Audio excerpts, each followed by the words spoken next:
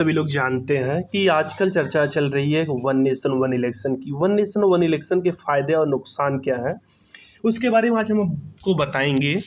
केंद्र सरकार ने वन नेशन वन इलेक्शन को लेकर ऐसे समय में कमेटी गठित की है जब आगामी 18 सितंबर से संसद का विशेष सत्र बुलाया गया है। आप लोग जानते हैं कि वन नेशन वन इलेक्शन से क्या फ़ायदे होने वाले हैं। लगभग लोगों को फर्स्टली माइंड में यही आता है कि वन नेशन वन इलेक्शन से सरकारी खजाने पर बोझ कम पड़ेगा, लेकिन उसके कुछ फ़ायदे हैं तो कुछ नुकसान भी हैं। तो उसी के बारे में आज हम आपसे बात करेंगे। एक देश एक चुनाव का आइडिया देश में एक साथ चुनाव कराए जाने से है। इसका मतलब यह है कि पूरे भारत में लोकसभा चुनाव और सभी राज्यों में विधानसभा चुनाव एक साथ होंगे।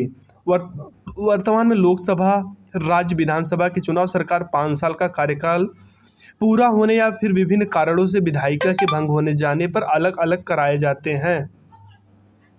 प्रधानमंत्री नरेंद्र मोदी और बीजेपी के दूसरे नेता कई मौक़ों पर देश में एक साथ चुनाव की चर्चा कर चुके हैं। 2014 में तो बीजेपी के चुनावी घोषणा पत्र का हिस्सा भी रह चुका है।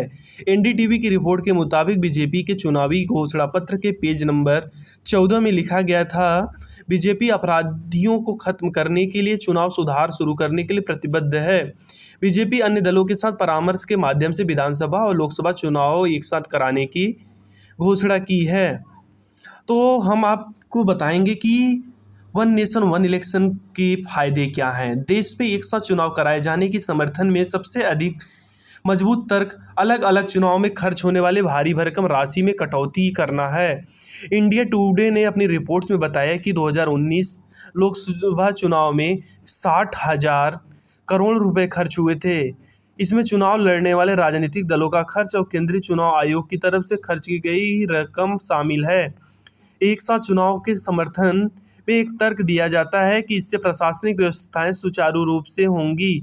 चुनाव के दौरान अधिकारी ड्यूटी में लगे होते हैं, इससे सामान्य प्रशासनिक काम प्रभावित होते हैं। जैसे क्या होता है कि स्कूलों के अध्यापक भी इस काम में लगाए जाते हैं, फिर सेना के अधिकारी लगाए जाते हैं, सैनिक लगाए जाते हैं और काफ़ी सारे और विधि आयोग ने जताया मतदान बढ़ने का अनुमान। विधि आयोग ने बताया कि जैसे कि हिंदुस्तान में 100% में 60%, 65%, ज़्यादा से ज़्यादा 70-75% तक ही मतदान होता है, तो इससे मतदान बढ़ने की संभावनाएं भी बढ़ जाएंगी। पिछले कुछ सालों में देखा गया कि हर साल कहीं न कहीं चुनाव होते रहते हैं।